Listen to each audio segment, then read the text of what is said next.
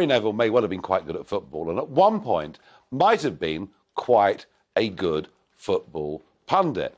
But I think what happened on ITV during that World Cup special, I mean, it was an all-out advert for the Labour Party to compare the difficulty of nurses on the NHS to virtually slave migrant labourers who worked on those buildings in Qatar was an absolute disgrace, and ITV should make it very, very clear.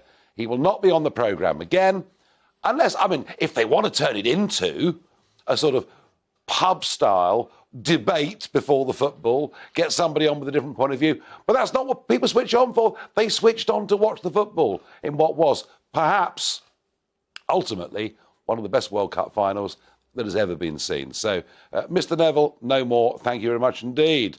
Mary says, do you think Rwanda will happen and will it make a difference? Well, I think, to be frank, Mary, we covered that already. I don't think it really is going to happen at all. And finally, Mike asks, do you think the money could be found to fund a pay rise for the nurses if the NHS reduced levels of waste, corruption, diversity trainers and other pointless jobs? Mike, I'm going to finish on this point. We are now spending 12% per annum of our GDP, of our national cake, on health. A decade ago, it was barely pushing 8%. We've massively increased the amount of money we're putting into the health service, and the results get worse and worse and worse. It is part of broken Britain. Something is fundamentally wrong, but you can't put all of that down to the nurses. I mean, they need to be offered a reasonable deal.